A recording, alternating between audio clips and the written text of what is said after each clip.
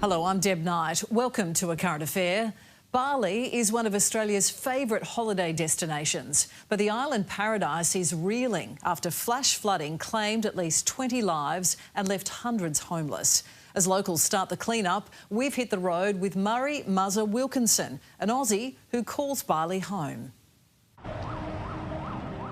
It's just terrible that this flood was so fast and so unforeseen. We had 12 hours of incredible thunderstorms and very, very torrential rains.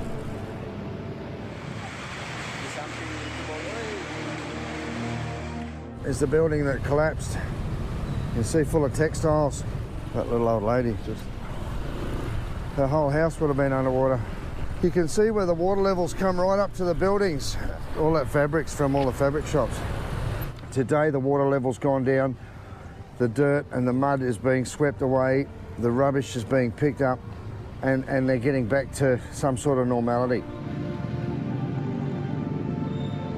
But then today, the tourists are out, the shops are open, down along Legian Beach. You'd never know there was a drama. People relaxing in the sun, people enjoying a swim. It's still only morning time, bars are open and people are getting out and about. It's a little bit quiet. For most people in Bali, today is business as usual. Those people that are up along the rivers or in the low-lying areas are scooping mud out of their shops and drying all their stock out. And in some cases, looking through the devastation for loved ones. Without doubt, the people worst hit are the people who can afford it the least. Down here along the river, in the low areas, it's just devastation for most of these families. Most of these little rooms here are just a single room with a little tiny hole in the wall, hole in the floor bathroom next to it. Very tiny, smaller than a standard bedroom, like 3 by 3 metre. And that's all I have. Everything in that little space has just been devastated. Thank you. Hello. Hello, dong. Just heartbreaking. Yeah, it's just terrible, isn't it? And Murray joins me now from Denpasar.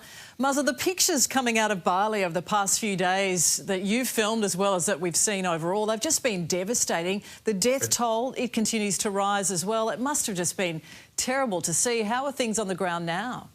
It just came out of nowhere. I don't think anyone was ready for it. There was no big warnings that there was a giant storm coming, and we just went to bed and suddenly the skies opened up and it just didn't stop for nearly 12 hours. It's incredible. And it's not usual for this time of year to have that intensity of rain, is it? No, we're technically in the middle of our dry season, so even to have any rain is sometimes quite a novelty. But it has been quite a wet year this year, and we had a very, very wet year over the wet season. So I guess there's a lot of moisture in the air, and the climate's doing what it does best and surprising us all. And how badly have the really popular haunts for Australian tourists been hit? The Seminyaks, the Kutas, the Nusa Duas? Well, look, I think the biggest saving grace and the biggest blessing that we've had is 99% of the damage was in a lot of the more established or the more local places, and very, very little of it was in the major touristy areas. So there was very little direct negative effect to visitors, to holidaymakers. The best of my knowledge, most resorts are all pretty much sound. There have been inundated villas and pools that have suddenly turned brown with floodwaters, but certainly nothing like the devastation we've seen all over the place. And look, having been to Bali myself, I know traffic is pretty bad at the best of times, but one of the big issues has been getting around Bali. Of course, the island devastated with the roads being affected. Is that starting to get a bit better? Look, within 24 hours, most of that was dealt with. There's two underpasses on the way to the airport, and they were both full to the top of water.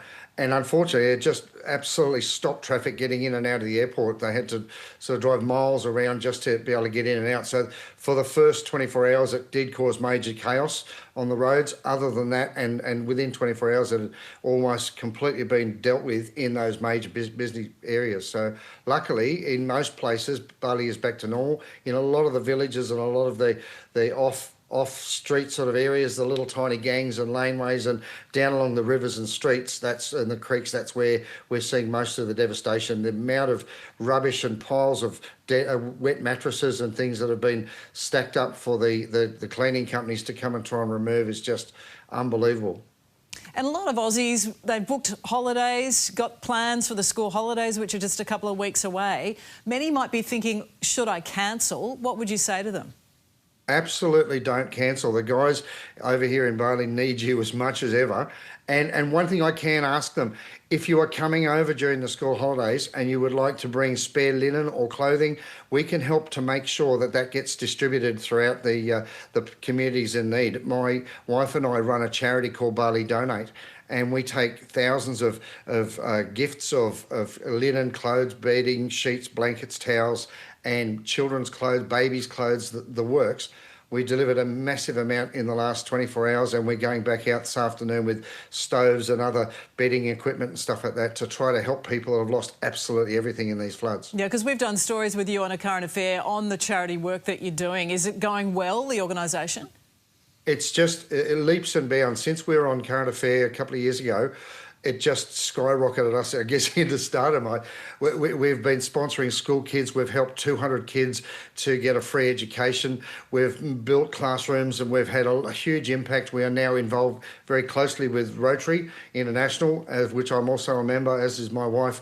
And we now bring the whole hospital up to some of the remote villages, and we help the people in the villages to get medicine, to get medical treatment that they would never otherwise get. In fact, in a couple of weeks, we're doing a series of cataract operations for people that have been part of our hospital trips, and we're going to be helping hundreds of people to get medicine and to get school care and to get other care that they wouldn't normally be able to get to. Well done for the work you're doing, and let's hope that Bali and locals can get back on its feet from this flooding soon. Muzza, thanks so much.